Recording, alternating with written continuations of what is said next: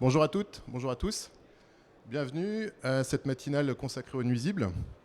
Moi, je vais donc vous parler des principaux nuisibles de façon générale et connaître les éléments importants dans leur biologie dans une perspective de lutte. Je m'appelle Benoît Cotin, je suis entomologiste. Entomologiste, ça veut dire que je suis spécialiste insectes. C'est ma passion, c'est ma formation. Alors donc l'objectif, c'est de connaître ces éléments, aussi bien pour l'industrie agroalimentaire, pour les industriels, pour des immeubles collectifs.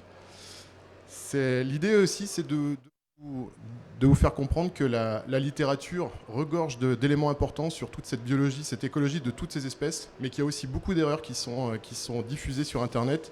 Il y a même notre propre métier qu'on appelle le 3D, la dératisation, la désinsectisation et la désinfection, qui colporte aussi des légendes urbaines. Et donc l'idée, c'est de vous dire, ayez toujours un sens critique, analytique de ce que vous voyez, de ce que vous écoutez. Enfin, il y a une petite loupe de temps en temps sur la présentation. Cette petite loupe, elle vous rappelle juste que derrière vous, sur cette petite table haute, vous avez des petits éléments en résine et vous allez pouvoir, après, tout à l'heure, à 11h30, on pourra discuter et voir tout ça. Alors, pourquoi connaître la biologie? Alors, quand je parle de biologie, je parle d'éthologie, je parle d'écologie au sens large. Évidemment, l'idée, c'est de connaître déjà la bonne espèce. Si vous n'avez pas le bon diagnostic, ça ne va pas le faire. À gauche, sur cette diapo, vous avez ce qu'on appelle une blaps, qui est une bestiole qu'on rencontre de façon très anecdotique, qui ne mérite pas forcément de traitement. À droite, vous avez une blatte orientale. Ça, par contre, ça mérite un traitement. Ça mérite vraiment d'être assidu sur le traitement. Le problème, c'est que la plupart des gens ne font pas la différence entre ces deux insectes. Donc, une fois que vous connaissez la bestiole, ça va vous permettre de prévenir. Vous allez pouvoir étancher votre site. Vous allez pouvoir mettre en place des méthodes prophylactiques. Et vous allez pouvoir repérer les non-conformités. Et enfin, donc, la contrôler en connaissant l'espèce. Vous allez pour savoir si oui ou non ça mérite un traitement, oui ou non il va falloir un procédé chimique, un piégeage, ou un simple nettoyage des fois peut suffire. Vous n'avez pas forcément besoin d'un traitement chimique ou d'un traitement quelconque par piégeage sur certains insectes. Alors rapidement, que sont les nuisibles? Je vous ai mis la définition de nuisible, qui est un organisme préjudiciable pour l'homme, les activités humaines, les biens matériels ou les produits utilisés ou fabriqués par l'homme. Ça, c'est la définition de la EN 16636, qui est l'exigence métier de la gestion des nuisibles dans notre métier. C'est grosso modo, c'est repris aussi par l'IFS. On parle également de bioagresseurs, de triple E, EEE pour espèces exogènes envahissantes. Ça, c'est plus pour type frelon asiatique, ragondin. Ça ne nous concerne pas trop, mais voilà, on peut entendre ces termes aussi. Et on entend aussi espèces envahissantes ou espèces invasives, qui est donc un anglicisme. Alors c'est nuisible évidemment parce que ça consomme des denrées, ça les souille, donc ça crée des problèmes sanitaires. On a eu des problèmes il y a peu de temps quand même avec deux sites bien connus. Ça dégrade les bâtiments, ça grignote des câbles électriques, des tuyaux de climatisation, de l'isolation. On ne sait pas trop, mais on estime qu'entre 10 et 20% des incendies d'origine non criminelle seraient dus à des souris ou des rats qui grignotent des câbles électriques. Donc on a quand même une vraie dégradation du bâtiment. Et enfin, la mauvaise image. Forcément, ça, aujourd'hui, avec les réseaux sociaux, on est tous à l'affût de tout ça. Je vous ai mis une petite capture écran de TripAdvisor. Ça, à fuir cafard dans les assiettes, c'est quand même pas terrible quand on est restaurateur. Alors les nuisibles dont on va parler aujourd'hui, c'est pas compliqué. Le pigeon, très vite, on passera vite fait là-dessus, qui est donc en bas à droite. La souris, qui est à mon avis la bestiole la plus commensale et la plus luttée dans notre métier. Les rats avec un S, parce qu'il y a deux espèces. Blatte aussi avec un S. Et après, on parlera très vite, sur la fin, des IPS, qu'on appelle les insectes des produits stockés. On appelle aussi IDS, insectes des denrées stockées. Là, il y en a une multitude. Alors le pigeon. On parle du pigeon bisé. Le pigeon bisé, c'est un pigeon qui se reconnaît parce qu'il a toujours deux traits noirs sur ses petites ailes. Donc ici. Et donc c'est un pigeon qui est dite c'est une espèce qui est dite marronne, férale. C'est-à-dire qu'elle a été prise par des colombophiles et elle a été étudiée, enfin dressée, domestiquée. Et après des pigeons se sont échappés et donc ont colonisé après les sites industriels, les villes, etc. Donc c'est pour ça que de temps en temps, on a ce qu'on appelle des phénotypes, donc des couleurs différentes. Là, en plein milieu, on a un pigeon qui est tout blanc, mais c'est bien un pigeon bisé. Après, les restes, c'est des pigeons ramiers, c'est de la palombe, ça ne nous concerne pas. Donc pourquoi c'est pénible, ce fameux pigeon? Parce que forcément, ça va On va le reconnaître parce qu'il va nous souiller par ses fientes, ses cadavres, ses plumes, les lieux et les denrées. Il va parfois créer des problèmes au niveau des colonnes de désenfumage. Il va créer des problèmes au niveau des isolations. Vous avez des pigeons qui vont nicher par exemple dans des combles, avec les fientes, qui vont vous tasser l'isolation, et vous allez avoir des déperditions de chaleur à cause de ça. Et également, vous allez avoir des problèmes d'infiltration d'eau, par exemple, avec des gouttières qui vont être complètement bouchées par des fientes, et donc l'eau va s'infiltrer par des façades d'immeubles. Enfin, également la présence d'acariens, qu'on appelle des Dermanissus gallinae. C'est ce qu'on appelle l'acarien du pou rouge, c'est très, très commun en élevage aviaire, et on peut en avoir. C'est déjà arrivé, par exemple, que vous ayez des infestations de pigeons dans des bureaux, dans du tertiaire, et le personnel du dessous se plaint de grattage.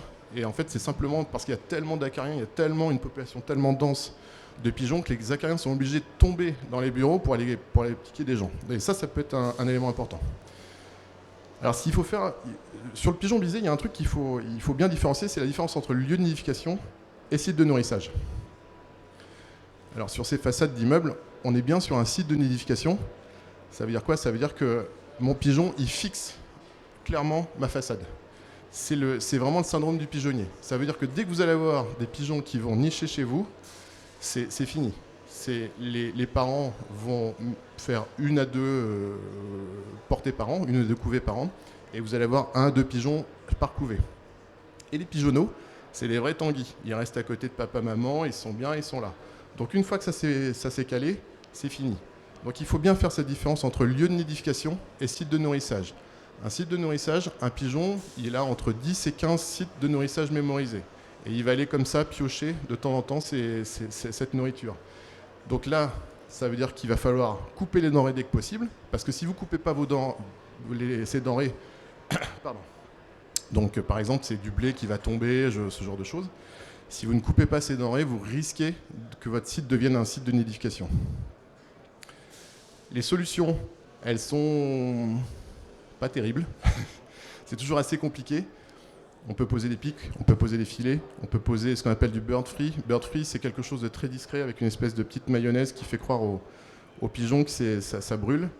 Des câbles électriques. On peut faire du piégeage. Le piégeage, il faut se méfier. Le piégeage, c'est très bien à l'instant T. Vous allez capter une quantité de pigeons phénoménale. Mais très vite, l'espèce va s'adapter. Vous allez avoir plus de couvées, vous allez avoir plus de petits par couvée. Et donc très rapidement, vous allez avoir de nouveau votre population originelle qui va revenir. Le meilleur exemple, c'est la ville de Barcelone en 1994 pour les JO. Ils ont fait une grosse campagne de piégeage. 1 an et demi après, ils étaient revenus à l'état originel. On peut également donc mettre en place des pigeonniers contraceptifs. Ça, c'est encore des choses qui restent à l'étude. Voilà pour les pigeons. La souris. Donc, comme je vous disais, la souris, pour moi, c'est l'animal le plus commensal. Donc, commensal, ça veut dire qui vient à la table de l'homme, donc qui se nourrit, qui profite de l'activité humaine. Mus musculus, musculus donc pour muscle en latin, et mus pour souris. Donc on comprend déjà le côté un peu musclé de la souris. C'est vraiment un animal qui est hyper joueur, qui est très sportif. Ça, on la reconnaît parce qu'elle est donc grise, 10 cm, plus 10 cm de queue. Elle consomme environ 2 grammes par jour. 2 grammes par jour, grosso modo, c'est 10% de son poids. Ça, c'est une notion qu'il faut avoir en tête quand on fait de la lutte contre les rongeurs. Globalement, c'est toujours à peu près 10% de leur poids. Et ce qui est important chez la souris, c'est que la souris, toujours sur ce côté très joueur, elle va venir picorer. Ça veut dire quoi? Ça veut dire qu'elle peut très bien grignoter ici, puis là-bas, et ce sera toujours la même souris. Elle va avoir ce qu'on appelle des sites de fourragement, de nourrissage, qui sont différents. Elle va en avoir jusqu'à une trentaine comme ça. Mais vraiment toujours avec cet esprit très curieux. Sa force, 21 jours de gestation, 8 à 12 petits par portée, et maturité sexuelle, aller à 6 semaines. Donc grosso modo, en 2 mois, on a ce qu'on appelle une F1, on a une génération. Un truc qui est important pour la souris, c'est qu'elle n'a pas besoin d'eau. Ça veut dire qu'elle va récupérer l'eau directement dans son alimentation. Petit territoire. Ça, si vous devez retenir un truc sur la souris, c'est ça. C'est petit territoire. Ça veut dire que vous allez avoir des territoires qui vont faire 1 mètre carré jusqu'à 10-15 mètres carrés tout au plus.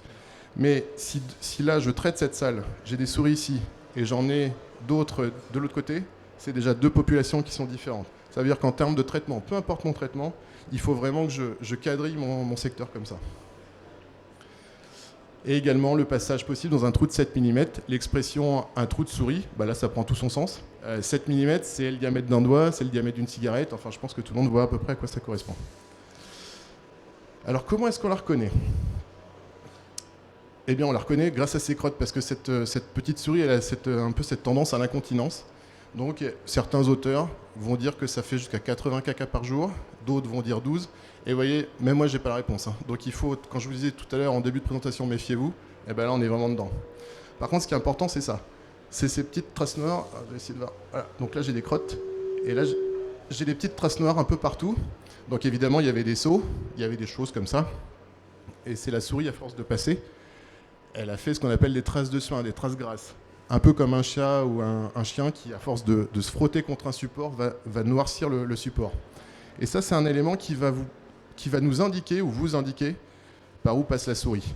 Donc plus c'est noir, bah plus c'est là où passe la souris. Et ça c'est une notion aussi à avoir en tête, parce que c'est le petit territoire, donc il ne faut pas que je me trompe. Et grâce à ces traces de suin, je vais savoir où faire mon traitement. Donc on s'en met un peu partout, ça je vous l'ai dit tout à l'heure. Et après on a des dégâts qui sont assez caractéristiques, du type petits morceaux de papier.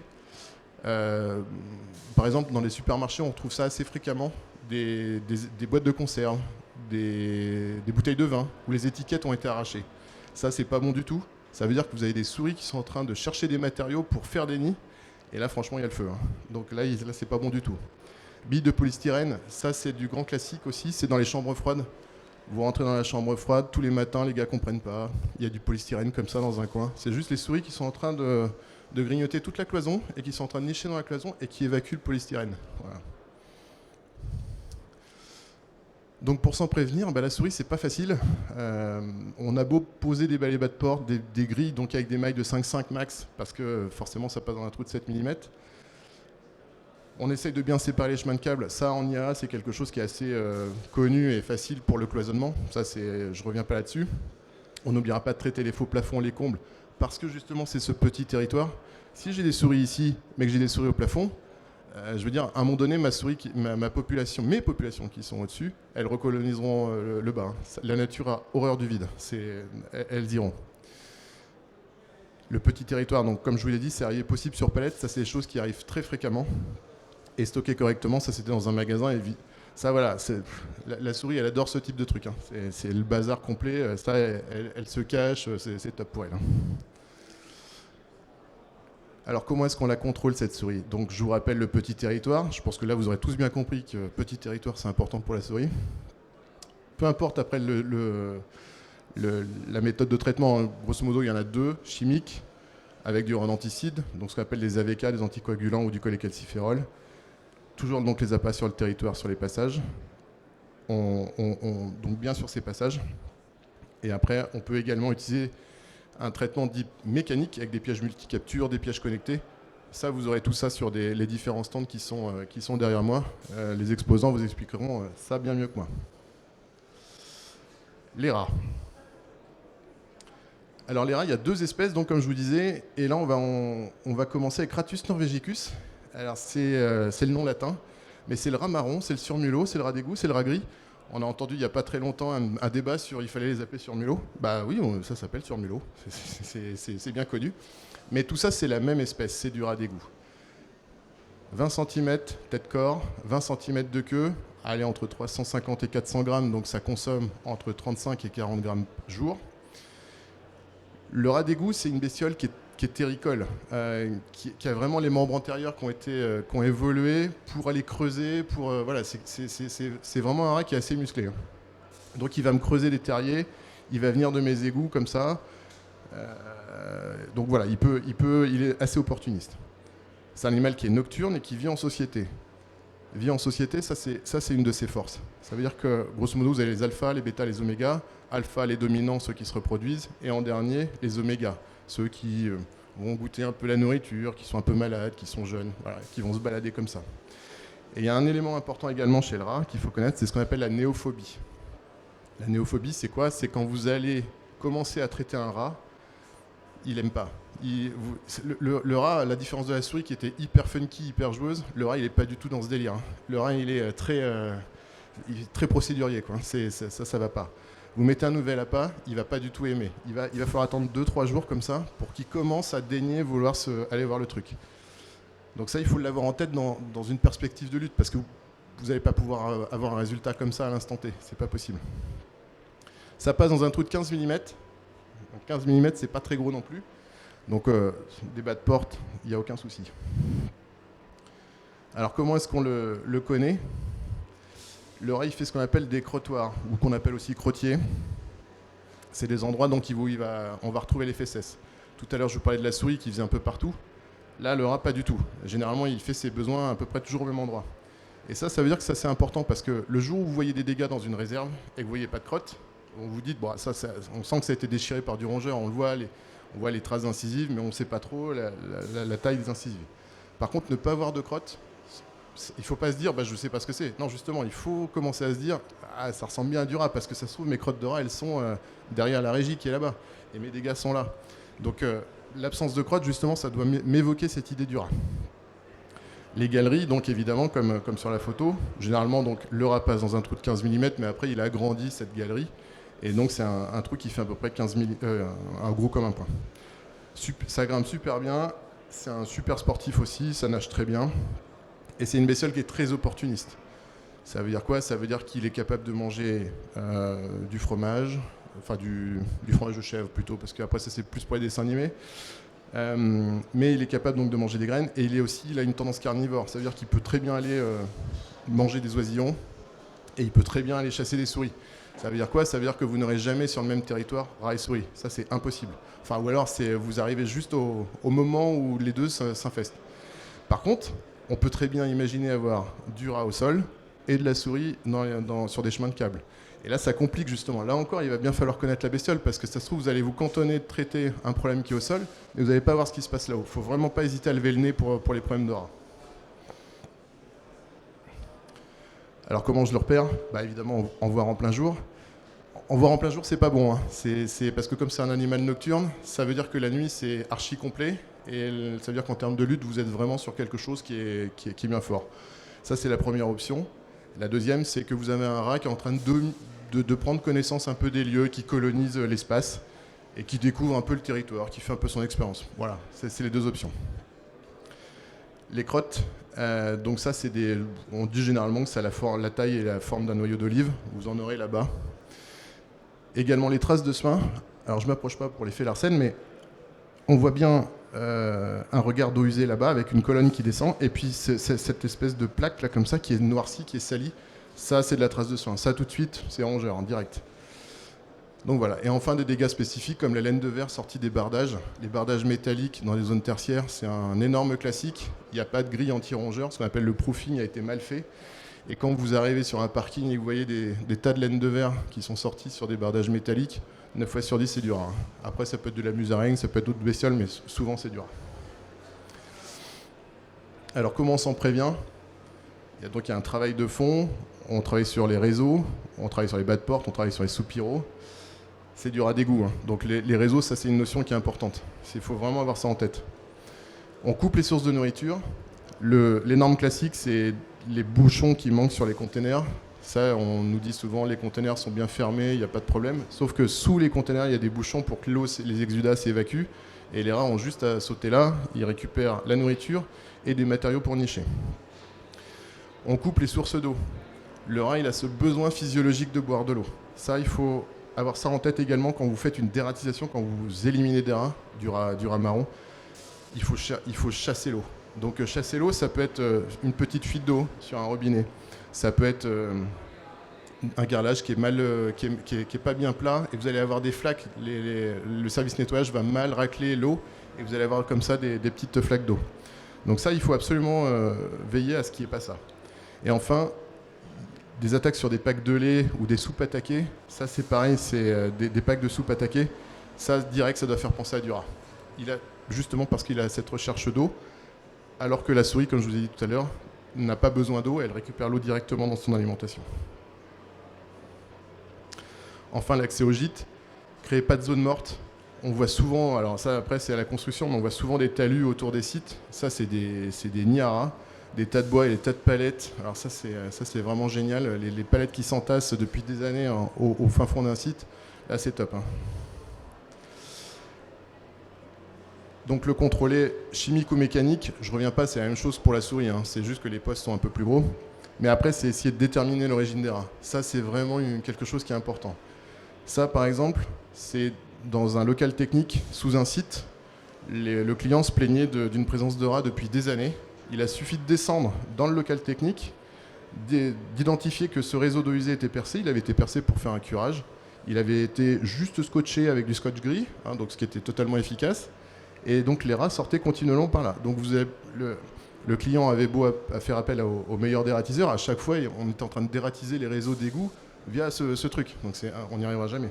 Et là on voit bien aussi ces traces de soins. Donc bref, ça a été colmaté et le problème a été réglé.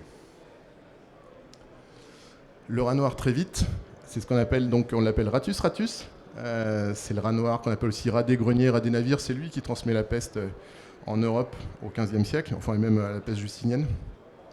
C'est un rat qui est plus petit, mais il a une queue qui est plus longue. Voilà. Et parce que justement, il a cette tendance qui est beaucoup plus arboricole. C'est un rat qu'on va beaucoup retrouver sur des sites agricoles, qu'on va beaucoup retrouver en milieu agroalimentaire sur ce type de site.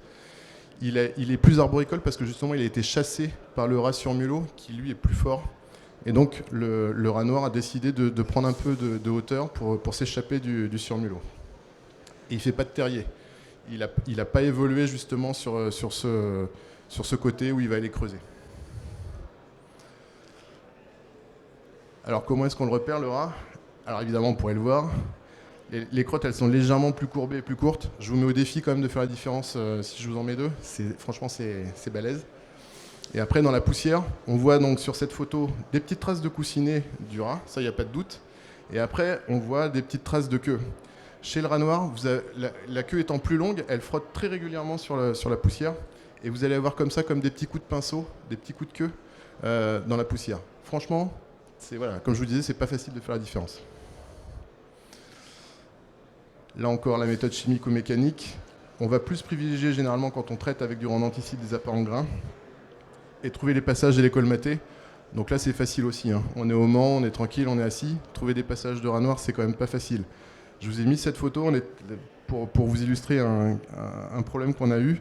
On avait du rat noir qui nichait dans les tubulures des barrières, pour vous donner un peu l'idée de où est-ce qu'il fallait aller chercher. Donc là, on est sur un élevage qui fait 300 têtes. Aller ensuite travailler sur toutes les tubulures des zones de stabulation et compagnie, c'est quand même... Enfin voilà, c'est au-delà de la dératisation, quoi. Il faut mettre tout ça en place. On change de plaisir avec les blattes. Alors les blattes, comment est-ce qu'on reconnaît les blattes dans ce grand vaste monde des insectes? Eh bien c'est pas très compliqué. De longues antennes et des pattes poilues, des pattes épineuses. Ça, ces deux éléments, longues antennes, pattes épineuses comme vous le voyez ces espèces de pics. Normalement vous ne faites pas d'erreur, vous êtes chez les blattes. En France, 27 espèces, 5 qui sont dites commensales, donc qui vont profiter de l'activité humaine. Et donc il y en a 22 autres qui vivent à l'extérieur. Et justement, qui vivent à l'extérieur, il y en a une qui est assez représentée, il y a plusieurs espèces, qu'on appelle des ectobius.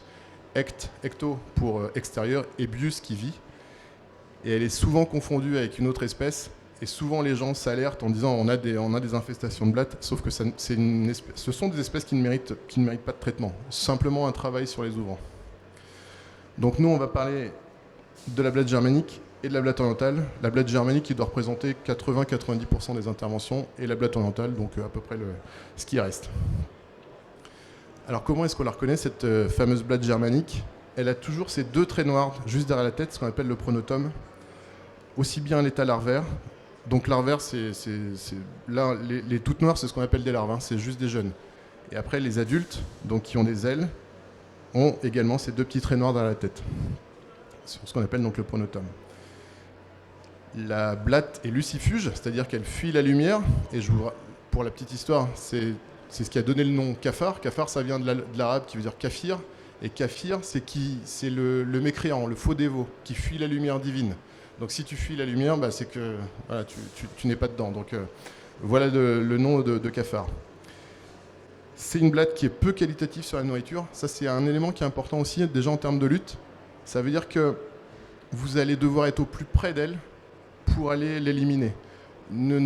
Pour moi, ne croyez pas aux produits super efficaces qui attirent les blattes. Pour moi, ça ne fonctionne pas. Il faut vraiment aller au plus proche d'elle. Et enfin, toutes les blattes font ce qu'on appelle des zoothèques. Les zoothèques, c'est une poche qui contient des œufs. Donc, il n'y a pas vraiment d'œufs chez les blattes. C'est cette espèce de poche. On la voit. Attends, je vais m'approcher vite fait. Hop.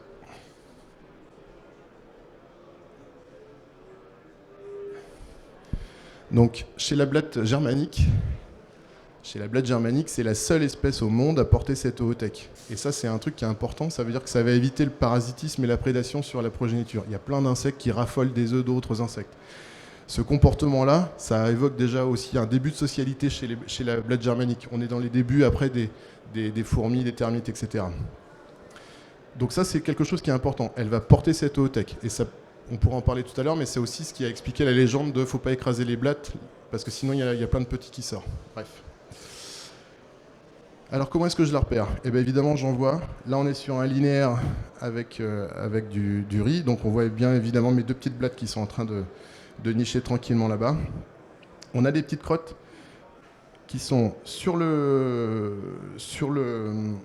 paquets, donc les petits points noirs, et également ce qui est au sol. Alors, ce qui est au sol, ça fait penser à du marc de café. Ça, là, c'est quelque chose qui est vraiment important. On ouvre un placard, il y a des espèces de marc de café, on ne comprend pas d'où ça vient. Très souvent, c'est de la présence de blattes germaniques. Et enfin, ce qu'on appelle les exuvies. Les exuvies, c'est des restes de mue. Comme tous les insectes, il faut, pour grandir, il faut muer. Et donc, on a des restes de carapace. Donc ça peut indiquer aussi, aider au diagnostic. Alors, comment est-ce qu'on contrôle, comment est-ce qu'on élimine cette présence de blattes ? On va donc utiliser très souvent ce qu'on appelle un gel insecticide. Un gel insecticide, c'est quoi ? C'est une matrice alimentaire.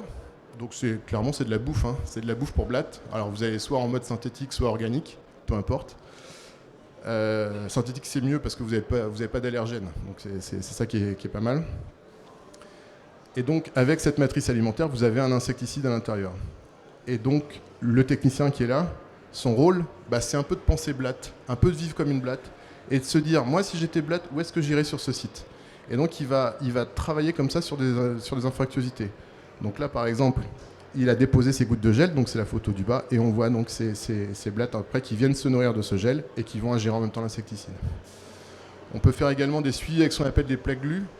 C'est jamais sur un mode curatif. Ça, c'est pour faire des suivis de population, pour voir si oui ou non on est pas mal dans le traitement. Et enfin, sur des cas de très forte infestation, on peut faire ce qu'on appelle des pulvérisations, nébulisations. Voilà, après, ça dépend du site, ça dépend de plein de paramètres. Hein, on ne fait pas n'importe quoi. La blatte orientale, maintenant, elle est donc toute noire. C'était la première blatte de tout à l'heure. Elle est donc de cette couleur ébène. Le mâle est avec des ailes et la femelle est sans ailes. Il y a ce qu'on appelle un dimorphisme sexuel. Alors, c'est une blatte qu'on va retrouver surtout dans des réseaux d'eau usée, des milieux très chauds, très humides. Et vous n'aurez pas cette capacité d'infestation comme on a avec la blatte germanique. Ça, c'est pas possible. Par contre, vous avez des réseaux qui sont défectueux, vous allez régulièrement avoir des montées comme ça d'insectes. Donc c'est ce que je vous disais, il y a rarement de fortes infestations. Ça, par exemple, c'est un technicien qui part donc dans un vide sanitaire qui est derrière lui pour aller traiter justement ces réseaux.